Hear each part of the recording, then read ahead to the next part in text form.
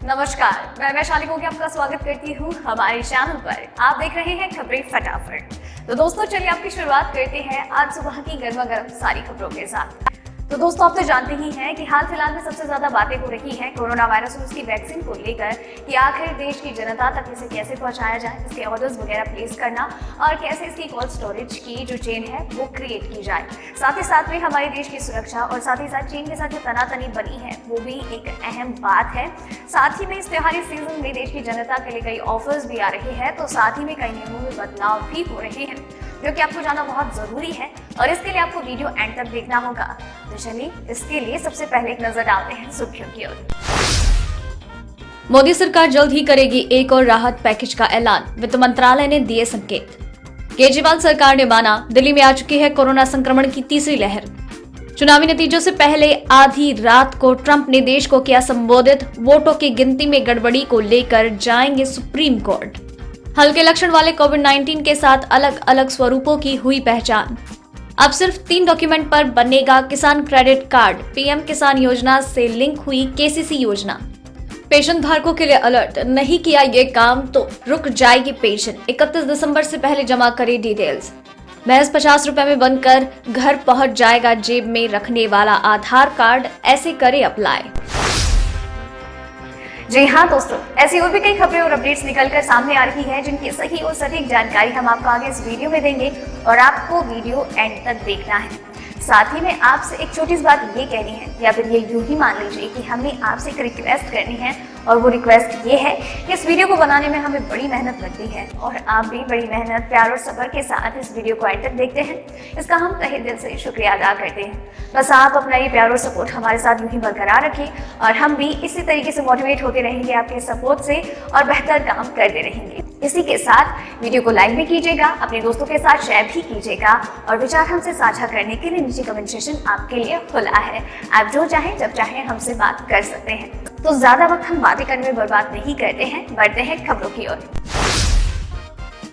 देश में बुधवार को कोरोना वायरस से संक्रमित मरीजों का आंकड़ा 83 लाख तक पहुंच गया। पिछले 24 घंटे में कोरोना संक्रमण के 46,254 नए मामले सामने आए। इसी के साथ कोरोना संक्रमित मरीजों की संख्या 83,13,877 हो गई। वहीं 514 मरीजों की जान चली गई और मृतकों का आंकड़ा हुआ 1,23,611। पिछले 24 घंटों में 53,357 लोगों को अस्पताल से घर भेजा गया। इसी के साथ संक्रमण से स्वस्थ होने वाले मरीजों की संख्या हो गई है 76,56,478।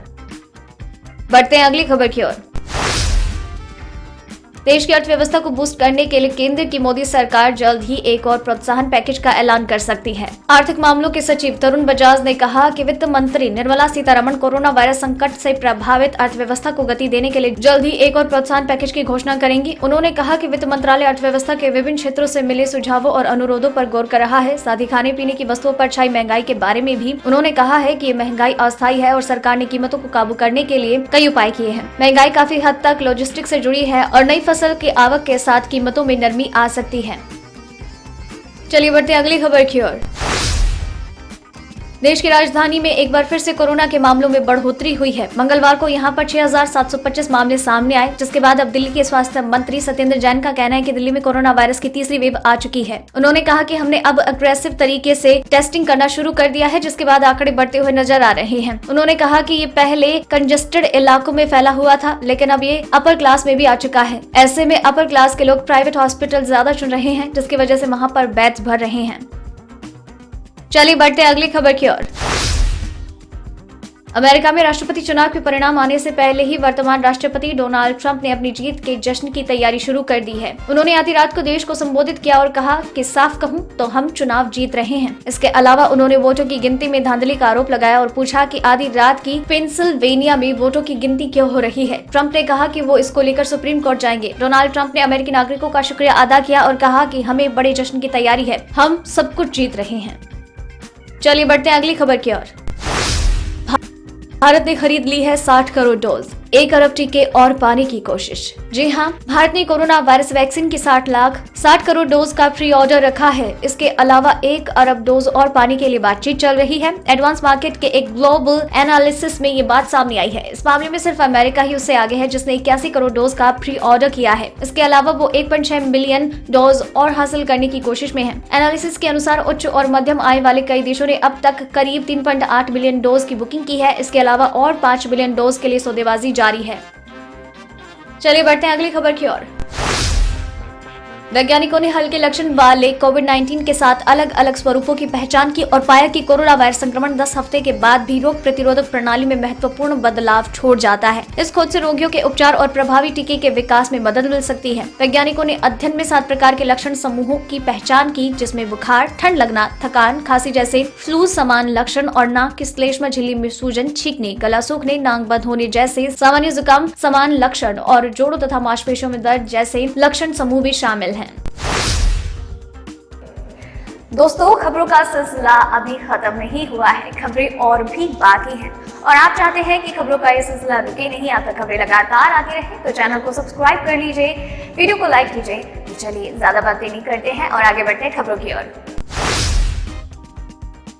पेट्रोल डीजल के दाम में लंबे समय से ब्रेक लगा हुआ है। तेल कंपनियों ने लगातार 32वें दिन पेट्रोल डीजल के दाम में कोई बदलाव नहीं किया। दिल्ली में आज पेट्रोल 81.06 और डीजल 70.46, मुंबई में पेट्रोल 87.74 और डीजल 76.86, कोलकाता में पेट्रोल 82.59 और डीजल 73.99, चेन्नई में पेट्रोल 84.14 और डीजल 75.95 रुपए प्रति लीटर है। दिवाली से पहले आलू और प्याज की कीमतों को काबू करने के लिए एक्शन में आई राज्य सरकारें। एक साल में दाम 108% बढ़े। जी हाँ, यूपी ही नहीं, देश भर में प्याज के दाम आसमान छू रहे हैं। यूपी के कई शहरों में भी 50 रुपए किलो से लेकर 80 रुपए तक प्याज बिक रही है। प्याज पर आई इस महंगाई को काबू करने में सीएम योगी आदित्यनाथ ने प्याज बेचने के लिए एक पॉलिसी बनाई है। पॉलिसी के तहत कुछ दिन स्टॉक की छूट है, तो फिर नियमानुसार प्याज का स्टॉक रखना होगा। अगर कोई कारोबारी ऐसा नहीं करता है तो उसके खिलाफ कार्रवाई होगी। इसके अलावा सहकारी नेफेड ने 20 नवम्बर तक 15,000 टन लाल प्याज की आपूर्ति के लिए शनिवार को आयातकों से बोलियां आमंत्रित की हैं। आयातक अपनी बोलियों पर 4 नवंबर तक जमा कर सकते हैं। चलिए बढ़ते अगली खबर की ओर। राजस्थान की अशोक गहलोत सरकार ने दिवाली से पहले राज्य में पटाखों की बिक्री और उसे जलाने को लेकर बड़ा फैसला किया। राज्य सरकार उन पर जुर्माना लगाने जा रही है जो पटाखों की बिक्री करेंगे या उसे जलाएंगे। राज्य में यह आदेश 31 दिसंबर 2020 तक लागू रहेगा। राजस्थान सरकार के अनुसार अगर कोई दुकानदार पटाखे बेचते हुए पाया जाता है तो उस पर 10,000 रुपए तक का जुर्माना होगा। वहीं अगर कोई शख्स पटाखे जलाता भी पाया जाता है तो उस पर 2,000 रुपए फाइन लगेगा। उल्लेखनीय ये है कि राजस्थान में अशोक गहलोत सरकार ने पटाखों की बिक्री और आतिशबाजी पर रोक लगा दी है। ये कदम कोरोना वायरस महामारी के चलते उठाया गया था। चलिए बढ़ते अगली खबर की ओर। अगर आप पेंशनर हैं और आपका लाइफ सर्टिफिकेट जमा नहीं हुआ है तो ये खबर आपके लिए बहुत महत्वपूर्ण है, क्योंकि पेंशन धारकों को पेंशन पाने के लिए हर साल नवंबर में अपना लाइफ सर्टिफिकेट यानी कि अपने जिंदा होने का प्रमाण पत्र जमा करवाना पड़ता है। पहले पेंशन भोगियों को बैंक या फिर पोस्ट ऑफिस जाकर हर साल ये सर्टिफिकेट जमा करवाना होता था, लेकिन अब कर्मचारी भविष्य निधि संगठन ने सीनियर सिटीजन के लिए घर बैठे ऑनलाइन लाइफ सर्टिफिकेट जमा करने की सुविधा शुरू की है। इस साल ऑफलाइन माध्यम से लाइफ सर्टिफिकेट जमा करने की तिथि 1 नवंबर से 31 दिसंबर तक है, लेकिन ऑनलाइन माध्यम से आप साल में किसी भी समय लाइफ सर्टिफिकेट जमा करवा सकते हैं। चलिए अब बढ़ते हैं अगली खबर की ओर। क्या आपने जेब में रखने वाला आधार कार्ड बनवा लिया है? बनवाने का तरीका बहुत आसान है। आप घर बैठे अप्लाई कर सकते हैं और स्पीड पोस्ट के जरिए आप तक आपका ये शानदार दिखने वाला और सालों साल चलने वाला आधार कार्ड पहुंच जाएगा। दरअसल भारतीय विशिष्ट पहचान प्राधिकरण अब आधार कार्ड का पॉलीविनाइल क्लोराइड कार्ड जारी कर रहा है। नया आधार कार्ड बिल्कुल एटीएम कार्ड या फिर ये कह लीजिए कि क्रेडिट कार्ड के जैसा दिखता है। नए पीवीसी कार्ड के लिए आपको UIDAI को सिर्फ 50 रुपए देने होंगे, जिसके बाद ये कार्ड स्पीड पोस्ट के जरिए आपके घर आ जाएगा। इसके लिए आपको UIDAI की आधिकारिक वेबसाइट पर जाना होगा।